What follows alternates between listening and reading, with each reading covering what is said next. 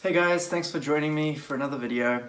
Today I want to talk about this thing called the 80-20 principle. What it means is that 80% of your procrastination comes from 20% of your indulgences. So what it's trying to say is if you find yourself procrastinating a lot, there's probably only a few things that you're doing repeatedly that is causing you to procrastinate, that you're indulging in. Already that kind of makes the whole idea of procrastinating seem a bit more manageable and solving that problem a lot more achievable. It got me thinking about what kind of indulgences I have had in the past, and I've just written 3 of them that I wanted to talk about, and maybe me talking about those things will help you in your lifestyle to help improve your days and become more productive and actually get done what you want to get done. So the first thing that I want to talk about is PUBG. I went through a phase, so I'm planning this bigger video which talks about my gaming addiction growing up and kind of what I've done to really go in the opposite direction now. But about a year ago I started playing PUBG almost daily on my phone. I never thought I'd get addicted to a game like PUBG on a mobile, but I played it enough to get the hang of it, and then I just couldn't stop playing it. And I found myself every time that I was bored, every time I had free time, every time that I felt like being lazy and being distracted, that's what I'd turn to. This 80-20 rule talks about putting the things that you want to indulge in just out of reach. And for me, unfortunately, I felt like I couldn't have it in my home, and my compromise is to only play when I go to a friend's place, or really not to play games on my own, because that doesn't really bring much value to me. So I don't have any games, and I just keep my phone purely for communication and tools. No gaming through that. It's just, I don't think it's a good mix. The second thing that I felt I was indulging in was sleep. So sleep was something, I kept snoozing my alarm, I kept pushing my plans to the very last minute, where I would arrive places sometimes late, sometimes right on time, and that would be really stressful, and I would lose a lot of time by sleeping too much, I think. Now I take sleep very kind of seriously nowadays, where I love talking about sleep cycles, and I sleep like a maximum of 6 hours during the week so that I can work for an hour before my partner wakes up. And I think it's pretty extreme, but right now I'm like deep into it and really enjoying how productive I am and how I'm feeling as well. So one thing I did to help me get out of bed right when my alarm went off was to move my phone across to the other side of the room, so that when the alarm went off I had to jump out of bed.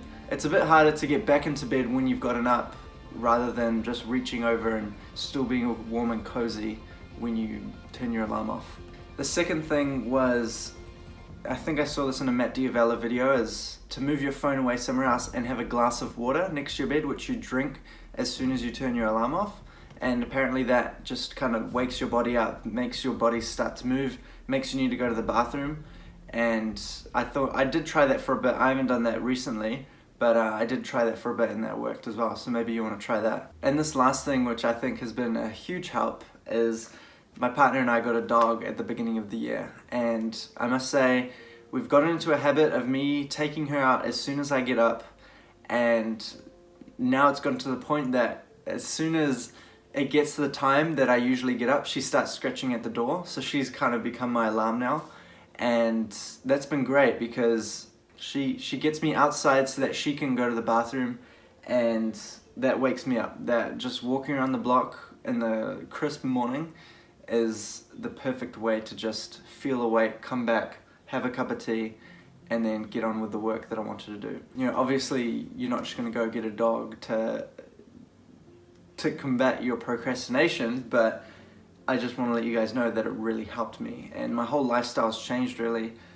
Same as just having a partner that you're sleeping with, and then having a dog as well that you have to be responsible for. And I'm sure one day when I have kids, that will be another thing that will change my lifestyle, and I might not get any sleep for the first 6 months to a year, and that my lifestyle will be different during that time. And having a puppy who's 9 months old now, it has definitely changed my lifestyle a lot. The third indulgence that I feel like I have, which I kind of still feel like I'm battling with, it would be social media.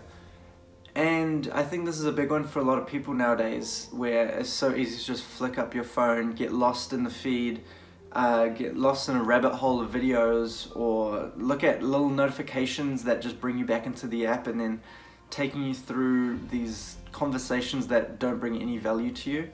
So that's also another really big topic to talk about. But one thing I just want to mention is YouTube. I've often just gotten lost and wasted hours that I've had just looking at videos that are trending, of creators that I've followed once upon a time, or catching up on a bunch of videos that I've missed. And sometimes it gets out of hand and I lose track of time, and it is definitely something that makes me feel horrible after a certain limit, where I stop and I just feel lousy and like I've wasted a lot of time.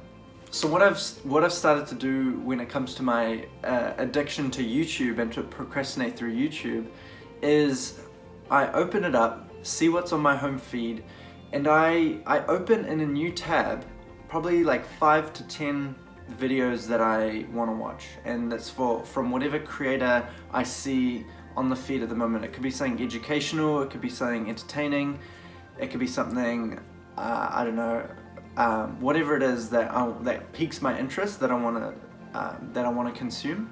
Let's say there's 6 videos that I open up in a new tab. What I do then is close the main YouTube tab that I just chose those videos from, and then the videos start playing as soon as I close that tab. As soon as the next tab opens, the video starts playing, and I watch it. And what I do is, as soon as that video ends, I close the tab and open up the next one.